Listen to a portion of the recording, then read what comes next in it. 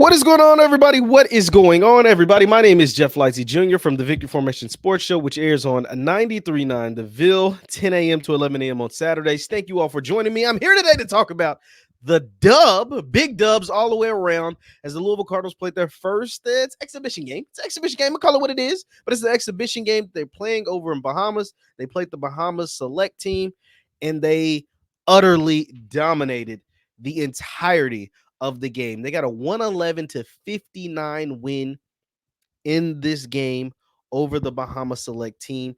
Now call it whatever you want. Talk about whatever you want. Louisville's it's not just guaranteed that they're going to win exhibition games. And so to go out there and win this game by almost 60 points, you have to love everything about it. And more so than that, it was just a couple of things that just stood out from the jump. The passing, the shooting, the connectivity, the unselfishness, everything. Those guys were connected from tip off. And I hate to hark back, and I'm only going to do this once, and I'm not going to do it anymore the rest of this video. But watching that game, say whatever you want about the talent level, the level of competition that they played in Bahamas against the Bahamas team. Because that guy on the Bahamas team scored 53 points just a few days ago against UNC Wilmington. So say whatever you want. He hit 10 threes. Louisville completely shut him down. As a team, they hit 1 3. But watching that game actually pissed me off even more about the 2 years of misery that we went through during the Kenny Payne era. Now I got that out the way. I'm done with it. Now I'm here to talk about Coach Kelsey and what I was able to see from this U of L team. Obviously, there's so much to get into. And once again, I'm not just going to base everything on the competition. Let's exclude the competition. I'm going to talk about individual players in play that I saw that will translate no matter who you play. Being connected as a team, that's going to translate no matter who is wearing the other jerseys. Knowing what your teammate is going to do, being unselfish, having 38 assists on 43 made baskets, that's going to translate. Once again, that's not to say that you're going to hit that number or you're going to make that hit that many shots or you're going to score 111 points. All of that it's not what that means, because you're going to play level of competition is going to be way better than the Bahamas Select team. What I'm saying is that style of play, that connectivity, that unselfishness, that tenacity on defense, all of those things translate no matter what the level of competition is. That's not to say that you're going to go out and win every game. It's not to say that you're going to go out and blow out every team. But the style of play, the effort, the relentlessness, all of those things are things that you can hark back on and that you can expect from your team, and you're getting it from your team in July. You don't start playing games until October. You're getting it from the University of Louisville men's basketball team in July. That is noteworthy. That is a testament to the work that Coach Kelsey and his staff has been able to put in. That is a testament to the type of players that Coach Kelsey and his staff were able to go get. That is a testament to the buy-in that the players are to Coach Kelsey in the system, and those guys, the brothers next to them, the guys wearing the Louisville jerseys. And that's all you ask for as a fan. That's all that you ask for. What is your attitude? What is your effort level? That was beautiful to watch, man. I mean, the thing is, it stood out from the jump, from opening tip. You were like, whoa, this is different. Like, I figured it was different. The preseason videos told me that it was going to be different, but to actually visually see it against someone else not wearing a Cardinal jersey, doesn't matter how good they are. Whoa. My UK friends were texting me like, okay, y'all got something going there. I ain't going to say y'all going to win the national championship, but that is something different. And when you've been in essentially 3 years of purgatory, 2 years of just straight hell, but 3 years of just purgatory, and to see that jumps off the screen. That jumps off the screen. And shout out to Floyd Street Media for providing the broadcast. I get it. It's a brand new company. The company was announced a week ago or less than that, a few days ago. So, yes, they're going to have their hiccups. They broadcasted their first game in the Bahamas. They didn't broadcast their games in Louisville or in the United States. They broadcast their first game in the Bahamas. So yes, they're going to have their hiccups. Please, as someone who studied broadcast journalism, was on radio, who did television, I understand the difficulty of these things. Audios, visuals, all of that stuff, that requires time, effort, and work. And you're going to have a little hiccups. And it's okay, especially when you're broadcasting outside the United States. So shout out to Floyd Street Media for making that happen, because without them, we wouldn't been able to watch that game. All 15,000 plus of us that was actively watching the game all together on YouTube. And that's not including like the bars and everything around the city. And we all enjoyed it. No matter if you couldn't hear some of the interviews, no matter if some of the sound was off or the scoreboard wasn't working, who gives a damn? That was minute. That tells you how good of a time we had if your biggest complaint was that the fact for the first couple of minutes the scoreboard didn't work. But back to the game. Man, I mean, that was just so much fun. That just reminded me and reminded some of you all why you fell in love with Louisville basketball. Because I heard this quote. I actually heard it today.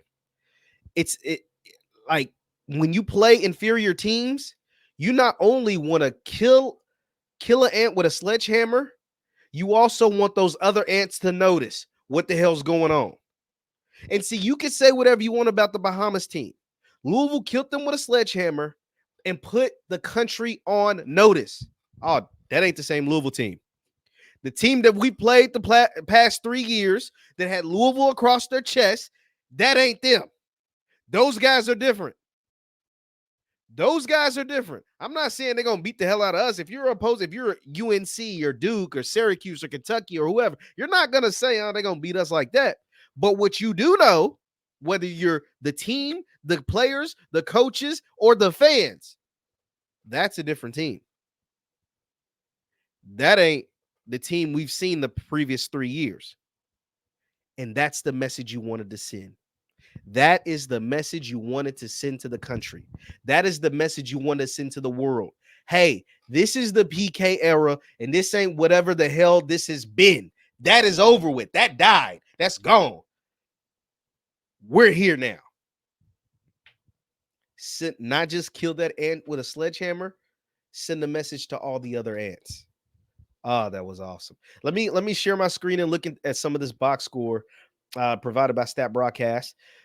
Take a look at the box score. Guys that led the team in scoring. Case and Pryor, he started off the game just on fire. I think he started off 3 for 3 from threes. He finished with 17 points, 3 rebounds. Javon Hadley led the team in scoring 18 points, 8 of 10 for shooting. Javon Hadley just seemed to do every single thing right. Javon Hadley, I don't think he made a mistake today. Shout out to Javon Hadley. Case and Pryor got the thing going. The rest of the guys kind of followed in, but Javon Hadley, coming off the bench, made he made the right basketball play all game. Finishing 8 for 10, 2 for 2 from 3. It was amazing to see his style of play. But I think the guy that kind of stole the show, that was electrifying, that's going to be a fan favorite, was none other than scoring Koren Johnson with his wizardry with the ball, being able to get in and out of the lane, score at the rim, pulling up fast break threes. Come on, talk to me, Koren. Talk to me, sir. That's what I like to see. That is an exciting brand of basketball. That is what's going to get the Yum Center rocking. That is how you blow the roof off the building when 22,000 are coming to watch you play at the KFC Yum Center. Scoring Koren Johnson is going to be a fan favorite with his style of play. I know Terrence Oglesby and Rob Doster did an amazing job on the broadcast despite the technical difficulties. And even they made mention. Him being from Seattle, the style of guards that come out of Seattle, whether it's Jamal Crawford or Peyton Siva or Isaiah Thomas or DeJounte Murray, all of those guys got some kind of swag. Like it's a different type of aura that with some of those guards that come out of Seattle, and Koren Johnson seems to have some of that. He came through getting buckets, getting money. Shout out to scoring Koren Johnson. The guy that came on late started off rough, but ended up having a really good game, and I am excited to see what he's able to do moving forward, is Kanai Roos. Kanai Roos Only shot 4 for 12. Most of his shots, he was off in the first half. He was off most of the game. He only shot 4 for 12. But late in the game, he started to find his shot. Late in the game, he started to find his rhythm, and he hit 4 of 12, all 4 being from behind the arc, finishing 4 from 9 from 3. Let me say this now. If Kenai Roos continues to improve, if Kenai Roos gives Coach Kelsey 2 and potentially 3 years, he'll be an NBA player. If Kenai Roos gives Coach Kelsey 2 years, he will be an NBA player. I'm willing to say that. I'm willing to go out on a limb and be like, if he gives Coach Kelsey within 3 years, he will be an NBA player. And the guy that all of the national pundits, whether it's Terrence Oglesby or Jeff Goodman, honestly also believe will be an NBA player, that's James Scott. He was very impressive. We're hoping that he'll be okay because one of the Bahamas guys, a weak foul. I'm not going to say it was intentional, but you had no chance of blocking that shot. This is an exhibition game. These guys have an entire season ahead of them. Why are you trying to grab his arm while he's up in mid-flight?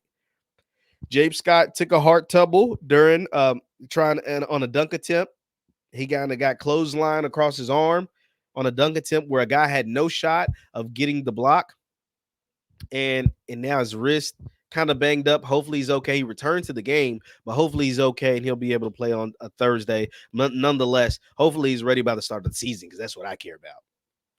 Now, I talked about the assists, 38 assists that took place in this game, 10 blocks, shot 51% from the field, 43% from 3, hit 23s, 20 of 47.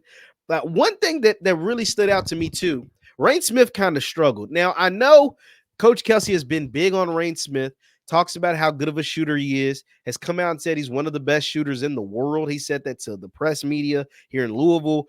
Terrence Oglesby and Rob Doster repeated it multiple times on the broadcast. I wouldn't look too much into Rain Smith's struggles from 3 today. I think he shot, 12 from 2 for 12. Let me make sure I'm correct on that. Rain Smith shot 2 of 12, 4 of 14, 4 of 14 from 3. Don't look too much into that. Don't worry about that. There's a couple of reasons. One, they're playing in a ballroom, and the depth perception on the rim, it's a little weird. Let's be honest. It's not like playing at the Yum Center. It's not like playing at Freedom Hall. It's not like playing at any other gym in the country. The depth of perception is a little off. And for a guy who is a prolific sniper shooter like that, I think it kind of bothered him. I think he has to adjust to it. I don't expect him to shoot 4 for 14 in game 2 on Thursday. I'm willing to bet some money that he doesn't go 4 for 14. I think Rain Smith will be vastly improved. A guy that just jumps off the screen, no matter if he's playing 4 minutes or 40 minutes, jumps off the screen, I talked about Javon Hadley making all the right basketball plays. Abubakar Traore, or Cater Traore is what they called him a lot on the broadcast. 5 of 7 from the field, 11 points, 7 rebounds, 6 assists, and I think he had a couple of blocks. Stat sheet stuffer. He had 1 block. 11 points, 5 or 7 from the field. Doesn't force any shots. Only out of 47 threes, he only shot 1. That's not his game.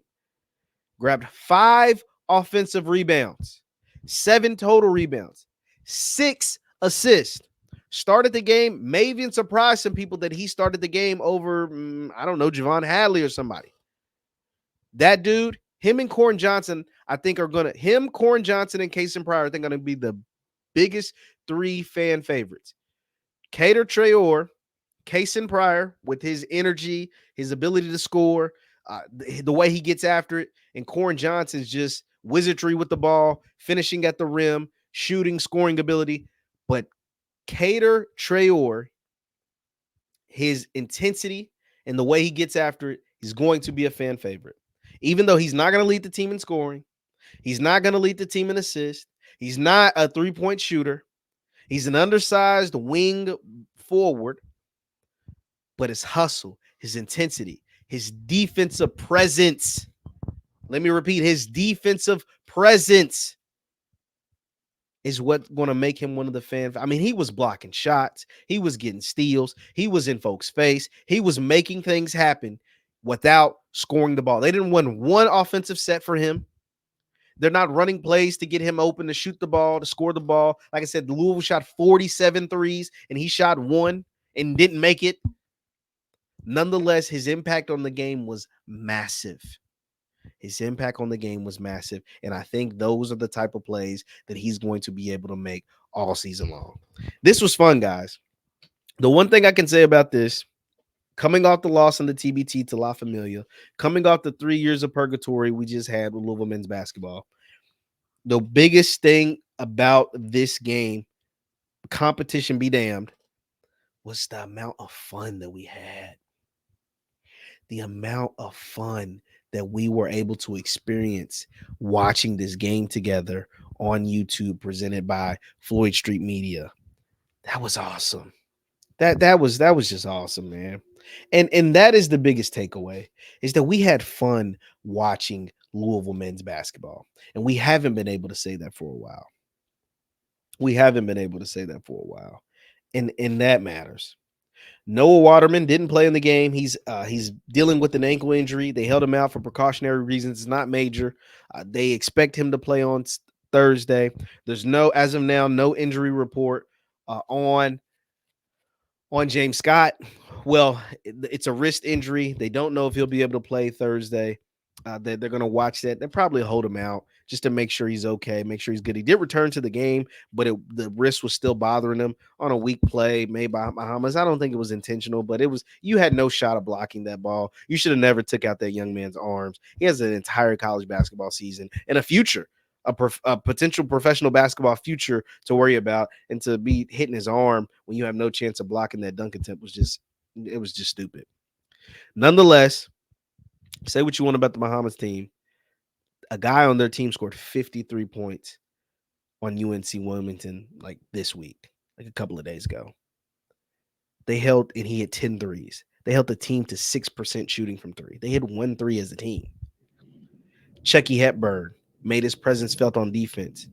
Cater Traore made his presence felt on defense. James Scott made his presence felt on defense. Kason Pryor made his presence felt on defense. One thing that I will say, versatility and the ability, the athleticism of this team. This team is athletic. James Scott is athletic. I don't know how much Frank Anselmibe is going to play, but he's damn sure athletic. Kason Pryor is athletic. Cater Traore is athletic as hell.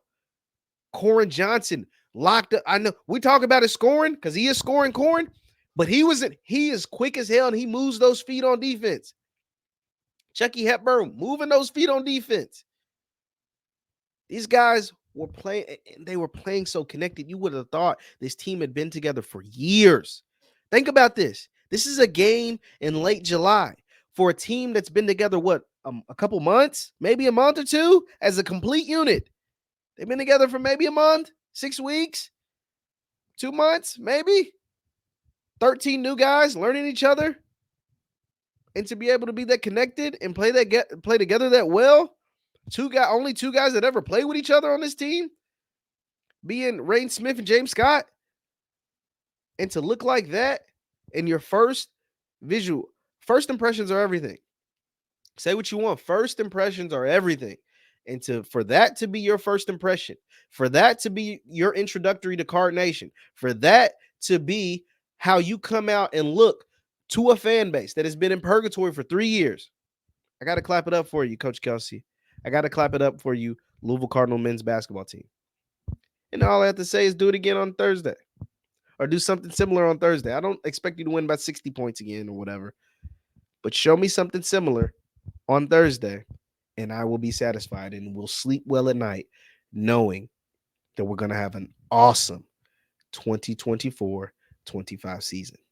Leave your thoughts in the comments down below. Once again, my name is Jeff Lightsy Jr., the host of Victory Formation Sports Show on 93.9 The Ville.